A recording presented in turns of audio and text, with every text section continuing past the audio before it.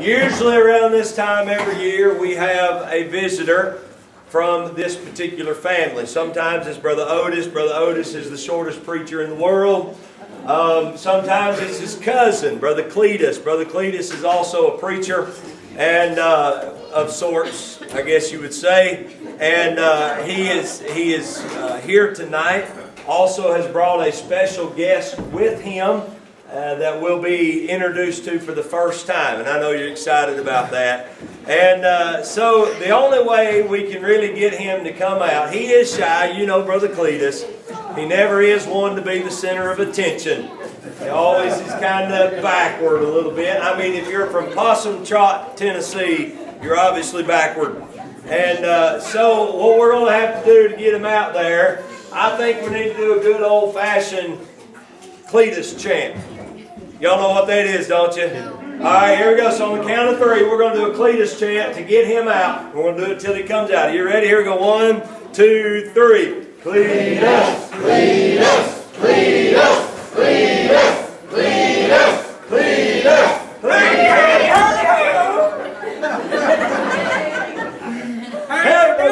How you doing? Hey, Brother Mark, how are you? Very good. Good. I like John the Baptist. Yeah, I had a hair transplant. Sorry. Did you? Anyway, my name's Cletus. How many of y'all have ever seen me before? Not like that. You're gonna know a lot about me here in a few minutes.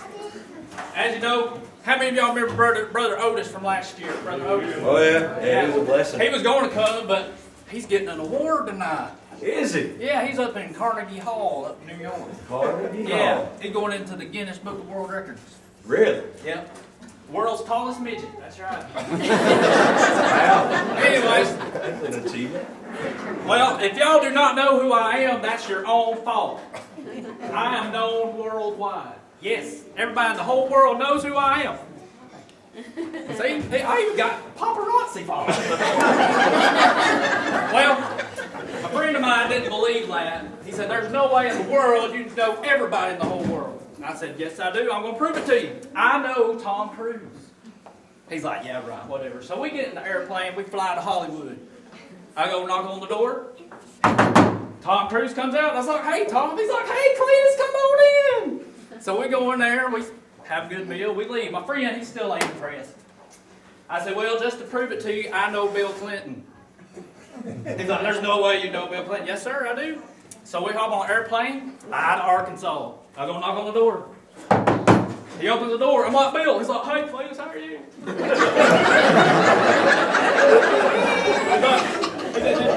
Did you bring your wife? I said, no, I didn't bring my wife. I didn't bring her here. Anyway, we go in, we leave. My friend still ain't impressed. I said, all right, just to prove it to you, the Pope knows who I am. He's like, there's no way the Pope knows who you are. Yes, sir. So we get on a plane, we fly to Rome, we go to the Vatican City. We're standing there in that crowd, we're waiting for the Pope to come out on the balcony. I said, there's no way he can look or see me in this crowd of people. I've got to go up there. I'm going to come out on the balcony with the Pope. No, there's no way. So I said, all right. So I leave. Half an hour later, Pope comes out. I come walking out with him. Well, I look out there, and my friend's passed out on the ground. I'm like, what's going on? So I run down there. About that time, he comes to. I'm like, Jim Bob, what's the matter? He's like, I never would have believed it. He said, I was all right until when y'all walked out, everybody around me said, who's that up there with Cletus?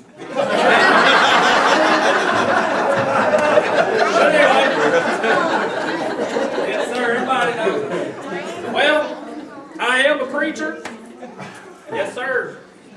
I bet you wish you had. Look like one. I bet you wish you had locks like this. Close, yeah. Anyway, I am a preacher, pastor church. Matter of fact, my birthday was last week. The church took an offering, and they bought me a new suit to wear. So this morning, I said, I'm going to wear that suit they bought me just to show. So I get up there ready to preach, and I said, I want everybody to know that today I'm going to preach in my birthday suit. Well, you thought I was Benny Hinn. Half the ladies fall out. Half the men's mouths are wide open. I'm like, all I said was I'm going to preach in my birthday suit. Anyway. Me and a pastor of a church, you see a lot of things. Just the other week, I pulled up in the parking lot, there was a dead donkey in the parking lot. I said, oh Lord, a crime has been committed. So I called the police. It wasn't you, by the way, I'm sorry. Anyway, I called the police, they pull up, they're like, no, there's no crime, there's no crime. They called the sanitation department, they'll come bury the donkey. I said, okay. So I called the sanitation department. No, we don't deal with that no more, you'll have to call the mayor. So I called the mayor, he's like, no, we don't deal with that no more, you're going to have to call, go all the way to the top. You got to call President Obama. And I was like, oh. So I get on the phone, I call President Obama, he answers. I explain the situation. He says, well, ain't you a preacher? I said, yes, sir. He said, well, don't preachers bury the dead? I said, yes, sir, but I like to notify the first of kin first.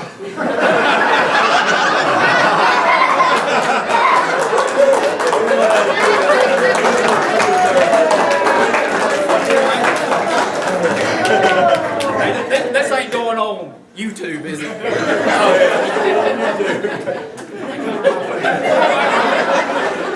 Yes, I do enjoy being a preacher. As a matter of fact, I like helping people. I mean, you're a pastor, you care for the people, don't you? Well, I had this family. They've been in my church for 100 years. They moved. I said, well, to show them how much I appreciate them, I'm going to send them some flowers. So I go to the florist, I was like, ma'am, I'd like to send this fine family some flowers, and I want you to put on there, congratulations on your new residence. She's like, okay, no problem. Next day, this guy calls me, fusses me out. He said, how could you send me flowers and put on there, rest in peace? I'm like, it's not peace. So I go down to the florist, I said, what's going on? I said, I told you to send flowers to these people and put congratulations on your new residence. And they got one that said rest in peace.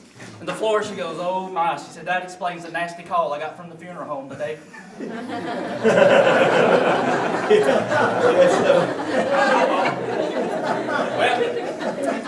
another thing I like about being a pastor, people come and they look for advice. And this man, he come up to me the other day.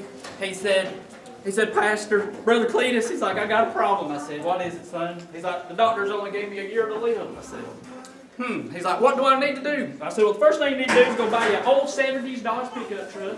Go find you the ugliest woman in the world, marry her, and live in a one-room shack. He said, well, is that going to help me live longer? I said, no, sir, but I said, the time you got left is going to seem like forever. The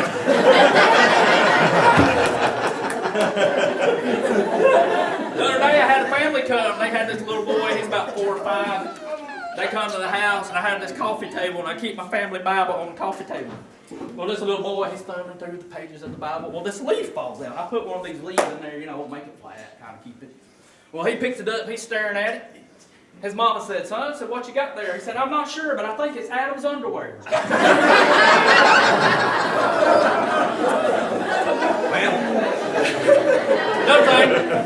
another thing about being a pastor, when people get ready to make the crossing, they call you. Yeah, I'm sure. Well, there's a brother in my church named Cooter. Well, he was in the hospital. He was at the hospital. He was on his deathbed. So I go up there and I'm talking to him. Well, talking to him for a few minutes. All of a sudden, he's just gasping for breath. I'm like, oh Lord, this time he's going to make the crossing. Well, he's motioning for some paper and a pencil. So I hand it to him. Well, about the time he finishes his last word, he's gone. I said, I'll just fold this piece of paper up and put it in my coat pocket. Well, I'm preaching his funeral. I'm ripping and I'm snorting. I'm going to town. And I remember that he wrote his last words on this piece of paper. So I said, oh, matter of fact, Brother Cooter wrote his last words on this piece of paper. And I pulled it out. It said, you are standing on my oxygen tube.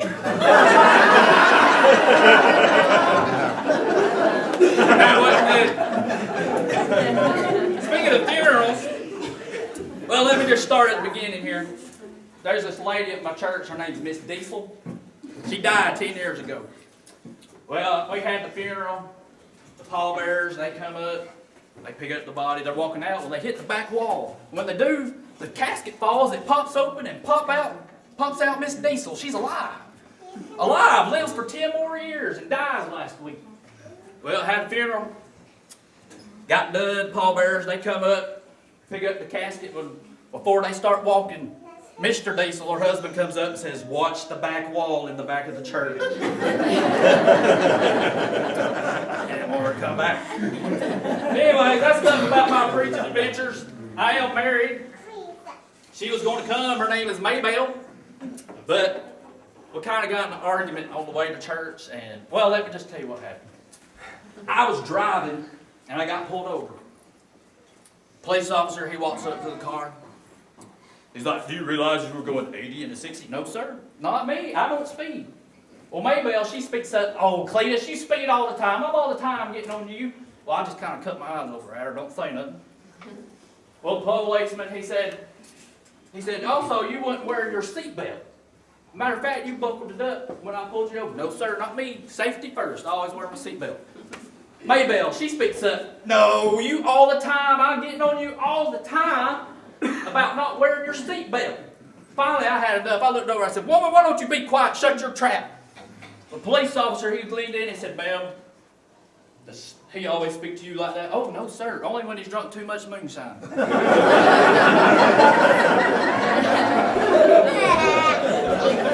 Anyway, needless to say, I couldn't drive anymore. So Maybelle, she had to drive. Well, you won't believe this. We got about 10 miles from church here. She got pulled over for speeding. Police officer comes up and says, "Ma'am, do you realize you were speeding?" Well, Maybelle's hard of hearing. So she looks at me and says, "What did he say?" I said, "He said you were speeding."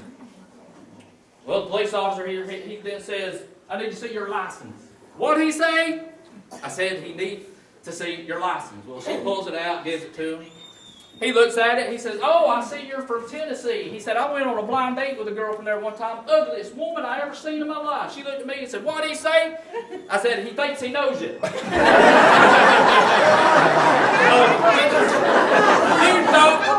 You thought I killed somebody. She got so mad at me. She goes, "You're all the time making fun of me, making fun of my family. You don't like none of my family." I said, "That ain't true." I said, "I like your mother-in-law better than I do mine."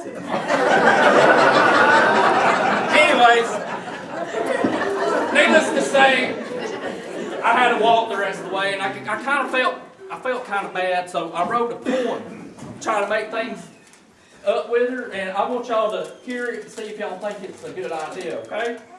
All right, here we go. Collards is green. My dog's name is Blue. Ain't I so lucky to have a sweet thing like you? Your hair is like corn silk, a flapping in the breeze, softer than blues, but without all them fleas. You move like the bass, which excite me in May. You ain't got no scales, but I love you anyway. You're as satisfying as okra, just a frying in the pan. You're as fragrant as snuff right out of the can. Woo!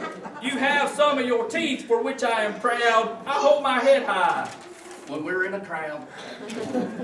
On special occasions when you shave under your arms, well, I'm in hog heaven and all by your charms. Still them fellers at work, they all want to know what I did to deserve such a purty young doe. Like a good roll of duct tape, you're there for your man to patch up life's troubles and fix what you can.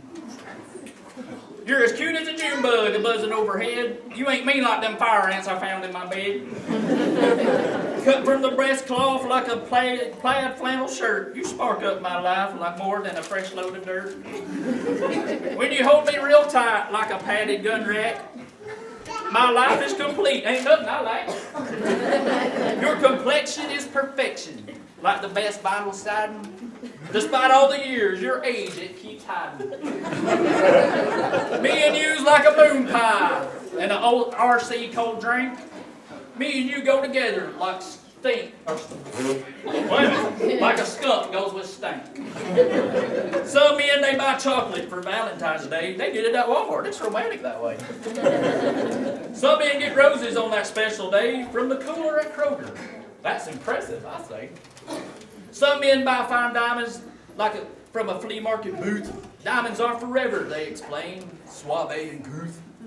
But for this man, honey, these won't do, because you're too special, you sweet thing, you. I got you a gift without taste or odor, more useful than diamonds. It's a new trolling motor. Well, y'all think Beautiful, man. Beautiful. Well, I guess I better go and give it to her, but I do have a special guest with me. I brought my son. Yeah. My son, Right. Rufus. Rufus. Rufus, where you at, boy? Rufus. Uh-oh, this don't sound too good. Come on out here, boy.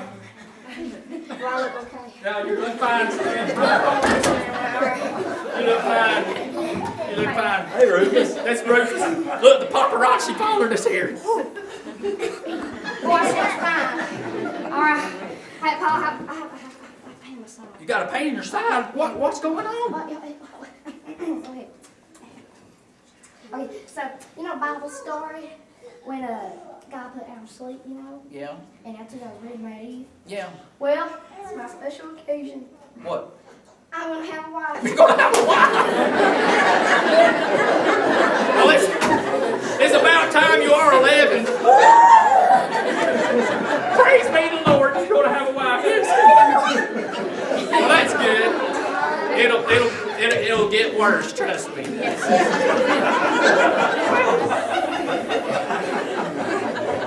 Well, what'd you do today? I found my Aunt Juju, man. You made Aunt Juju mad. How'd you make Aunt Juju mad? Well, so, you know, I like weddings.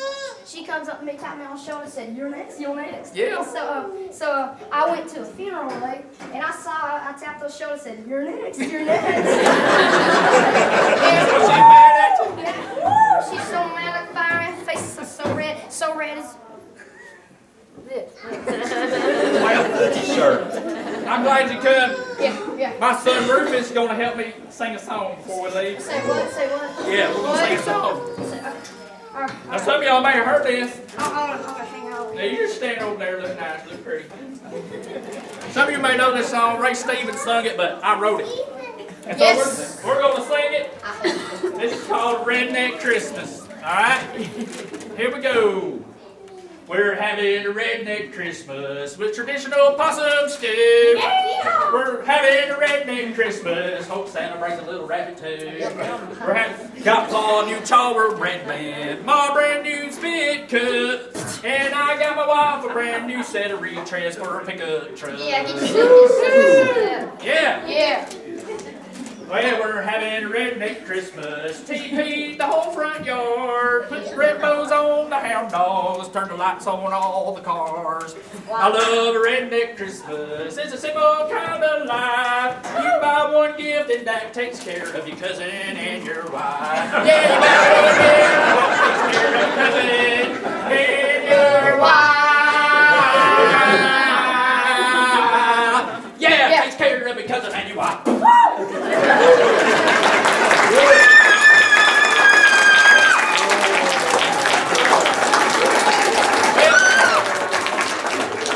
That's it. My hair is falling down. I've got to go get it fixed. My hair is awesome. I appreciate y'all having us. Thank Good y'all. to see you again, Brother Cletus and Rufus. Pleasure to meet you, young man. Appreciate it. Let's hear it for Brother Cletus and Brother Rufus again.